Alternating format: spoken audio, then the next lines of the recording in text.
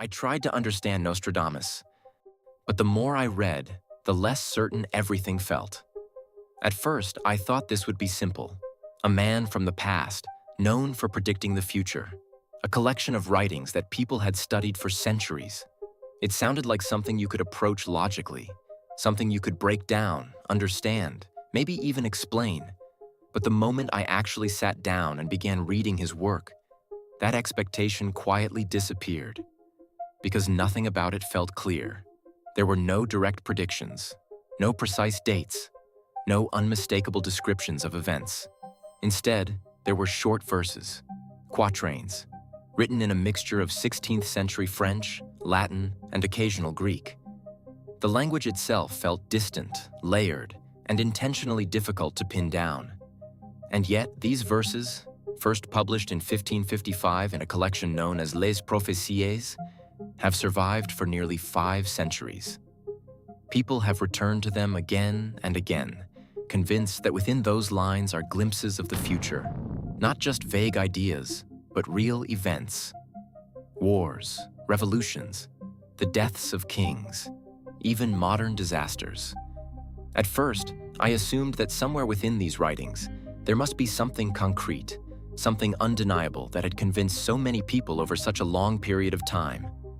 So I kept reading, slowly and carefully, and what I found wasn't clarity. It was something else entirely. Michel de Nostradamus, known today as Nostradamus, was not originally a prophet in the way people imagine. He was a physician. Born in 1503 in the south of France, he lived during a time when medicine was still deeply intertwined with astrology, philosophy, and tradition. He studied at the University of Montpellier, one of the few places in Europe at the time where medicine was formally taught.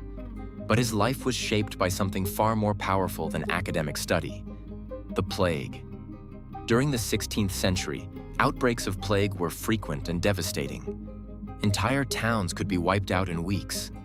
There was no clear understanding of what caused it, and no reliable cure. Nostradamus traveled across regions treating victims, often using methods that were considered unconventional at the time, focusing on hygiene, fresh air, and herbal remedies rather than relying solely on traditional bloodletting. But despite his efforts, he experienced loss on a deeply personal level. His first wife and children died, likely from the very disease he was trying to fight. And when you look at his writings later in life, it's difficult not to feel that something changed in him after that. Because after years of working as a physician, he gradually turned towards something else, something more abstract. He began writing about the future. But even then, what he wrote didn't resemble a clear prophecy. His quatrains are filled with imagery: fires in the sky, collapsing cities, unnamed rulers, shifting lands, but almost never include specific names, exact locations, or precise timelines. Instead, they exist in a strange space between meaning and ambiguity. And that ambiguity is not accidental. Historians believe that Nostradamus may have intentionally obscured his language, partly to avoid conflict with religious authorities, and partly to allow his writings to remain open to interpretation. He even used anagrams, symbolic references, and blended languages, techniques that made his work harder to decode, but also more flexible over time. And that flexibility is where things begin to change. Because when a statement is vague enough, it can begin to adapt. It can stretch across time. It can attach itself to different events. And eventually, it can start to feel accurate. One of the most commonly cited examples is a quatrain that some believe predicted the death of King Henry II of France. The verse speaks of a young lion defeating an old lion in combat, piercing his eye in a golden cage.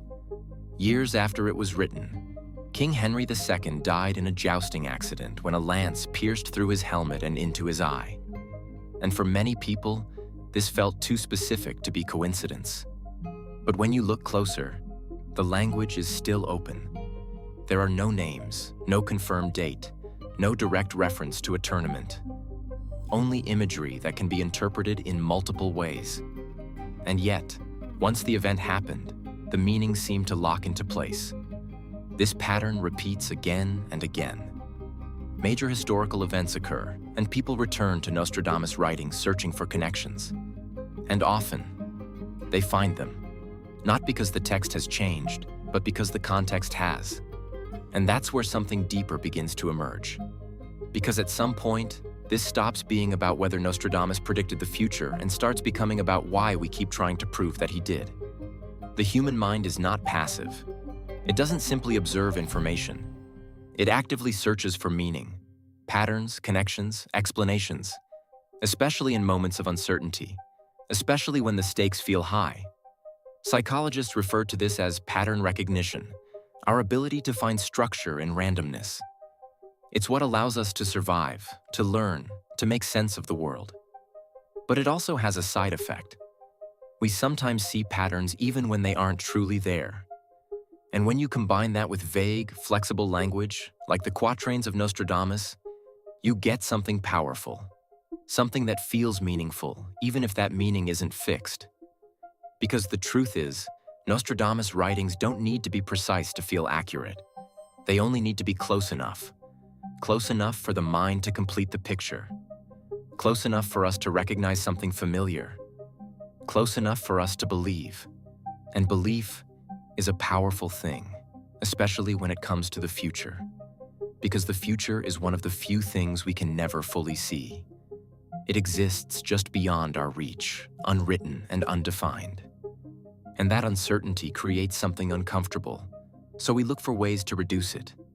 We turn to predictions, to systems, to anything that promises even a small sense of certainty. Astrology, forecasts, patterns in history, and sometimes, the words of a man who lived over 400 years ago still feel as if they can speak to our present. While Nostradamus may not have predicted events with precise accuracy, his quatrains continue to spark curiosity and debate, and that in itself is fascinating. Historians agree that his writings are intentionally obscure, using symbolism, metaphor, and flexible language, which allows them to be interpreted in multiple ways over time. Scholars also note that there is no verified instance where a quatrain was clearly understood and applied before an event occurred. Most matches happen in hindsight, after people have connected the imagery to known events. But that doesn't make his work meaningless. On the contrary, the fact that these verses remain compelling across centuries suggests there is something about them that resonates deeply with human psychology. We are naturally wired to look for patterns, to find connections in uncertainty, and to seek meaning in ambiguity. When combined with vague, symbolic writing, this tendency allows the mind to fill in gaps, align the imagery with events we know, and even feel as though predictions are being fulfilled.